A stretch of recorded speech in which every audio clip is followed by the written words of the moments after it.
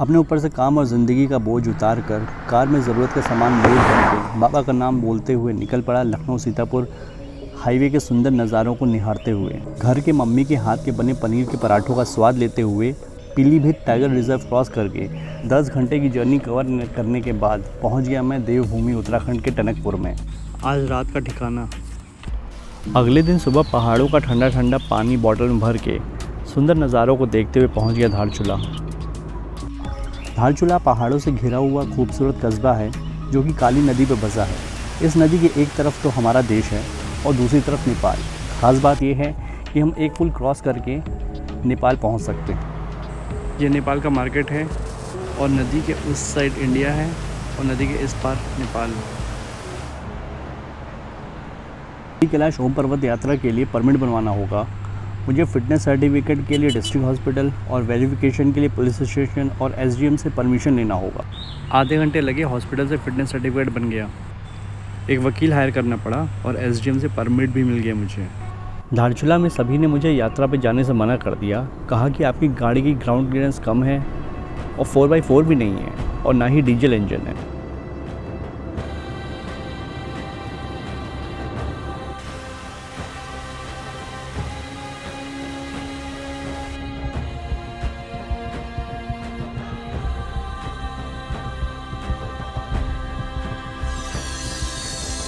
थोड़ा आगे बढ़ने पर पता चला कि लैंडस्लाइड हुई है। पहाड़ से कंकड़ और छोटे पत्थरों की गिरने की आवाज़ आने लगी। गाड़ी लेकर भागना पड़ा वहाँ से और थोड़ी दूर जाकर देखा इस जगह पर डीप स्क्रैच पड़ गए। नदी के दूसरे तरफ के वाटरफॉल देखकर दिल खुश हो जाता है, पर अपने साइड वाले से डर लगने लगा है।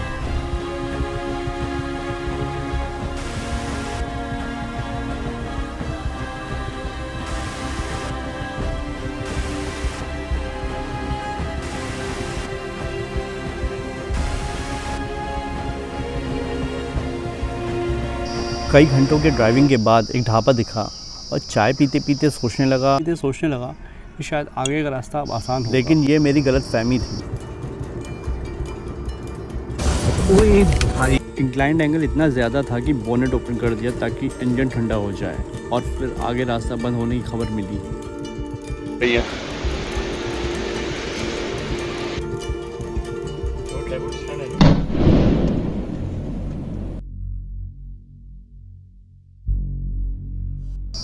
इसके बाद मन में डर बैठ गया और मन कर रहा है कि लौट जाए यहाँ से, पर शायद बाबा का आशीर्वाद ही है जो अंदर हिम्मत बनी हुई है।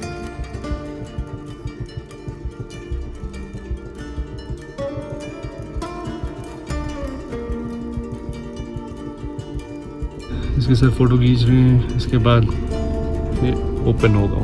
बॉर्डर एरिया की वजह से 10-12 जगह पे परमिट चेक किया गया। कार का ग्राउंड क्लियरेंस 209 mm है, फिर भी गाड़ी का अंडर बॉडी पार्ट पत्थरों से टकरा रहा है और बार बार पत्थरों को रास्ते से हटाना पड़ रहा है।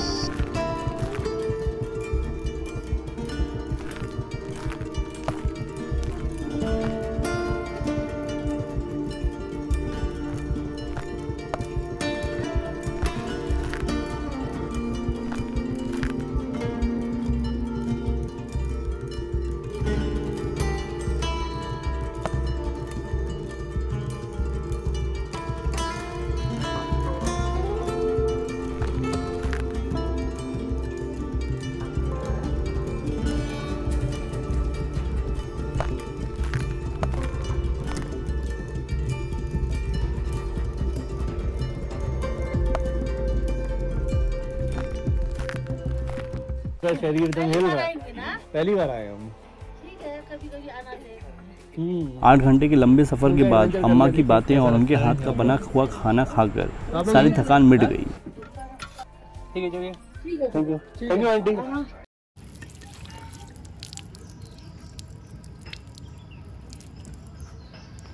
गुंजी गांव में रनिंग वाटर की समस्या थी, तो पास में ही दूसरा गांव था नाबी नाम से, तो मैं रात में वहीं पर चला गया, जो कि मुश्किल से 3 किलोमीटर था गुंजी गांव से। नाबी गांव की खूबसूरती की क्या ही कहने। सामने ग्लेशियर है और एक तरफ पहाड़ों के ऊपर चांद।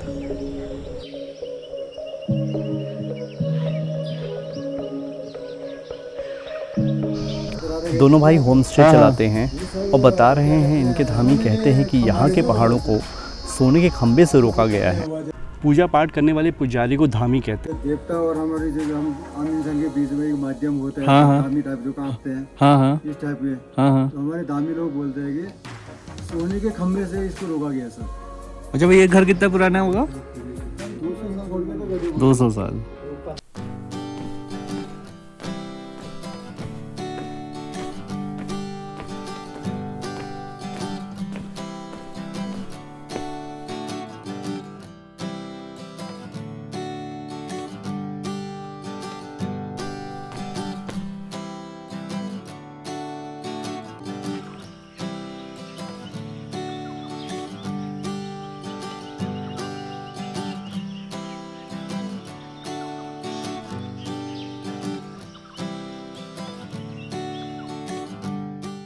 इस देसी गीजर के पानी से नहाकर निकल पड़े ओम पर्वत की तरफ और रास्ते में दिखे व्यास जी की गुफा और उसके जस्ट सामने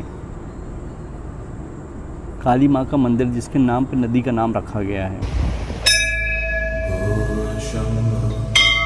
शिव शंभो शंभो।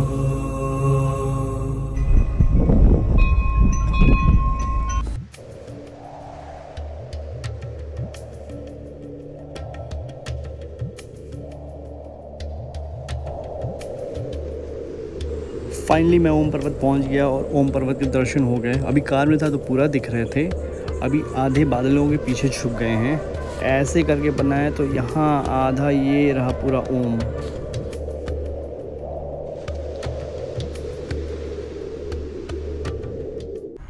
मुझे तो अभी भी गूज़बम्स आ रहे हैं। जिस होम स्टे में मैं रुका हुआ था वहाँ तो रात में समा बन सा गया।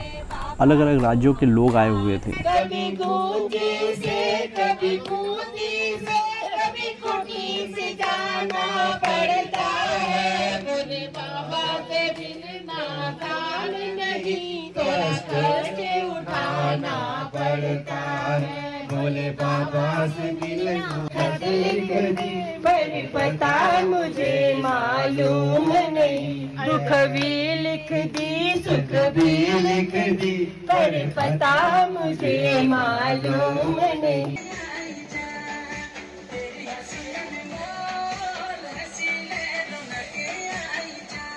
ओ शंभो शिव शंभो शंभो। आज की यात्रा आदि कैलाश की है, जो कि नाभी गांव से शुरू होती है।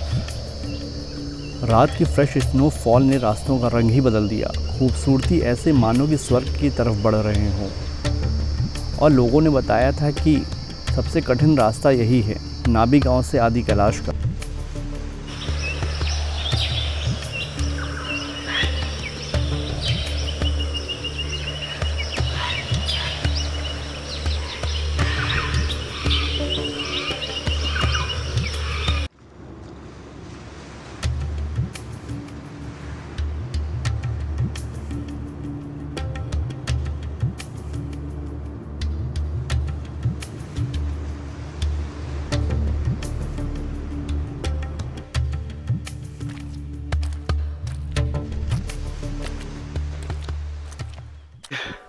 वापस आया, हार्ट बीट देखिए 154।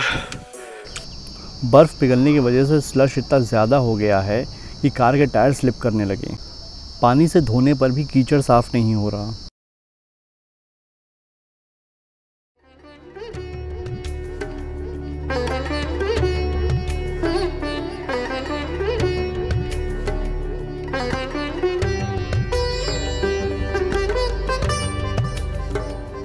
गाड़ियाँ सिर्फ यहीं तक जाती हैं। उसके आगे पार्वती कुंड है, जहाँ से पूरा क्लियर व्यू आता है आदि कैलाश का। फिलहाल आदि कैलाश पहुँच चुके हैं। पहुँचते ही स्नोफॉल शुरू हो गया, मानो बाबा ने मेरा अभिनंदन स्वीकार कर लिया हो।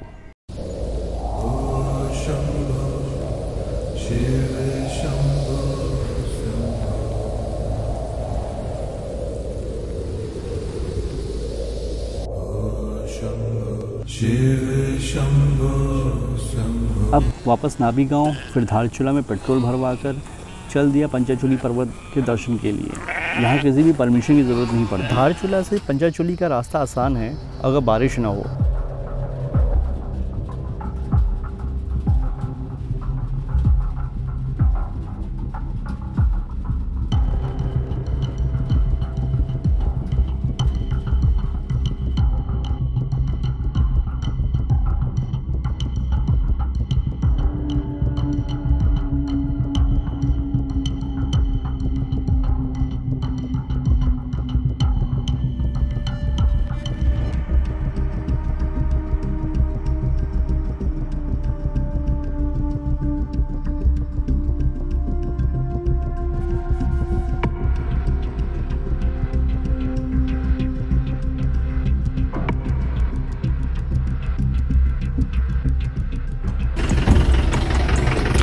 रुक जाइए। अच्छा खुद ही स्लिप कर जा रहा है। एक बड़ा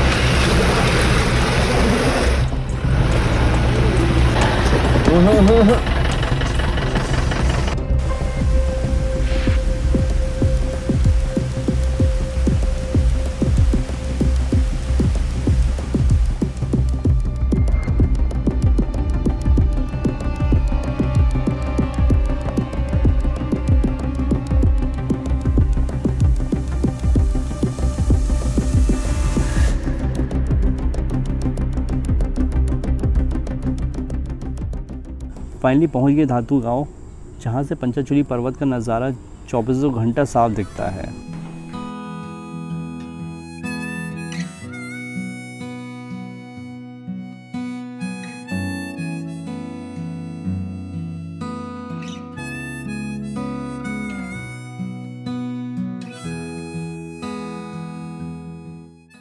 गांव के लोगों के साथ मिलना जुलना और उनके घर के किचन में बैठ के खाना खाना अपने आप में ही अलग एक्सपीरियंस है।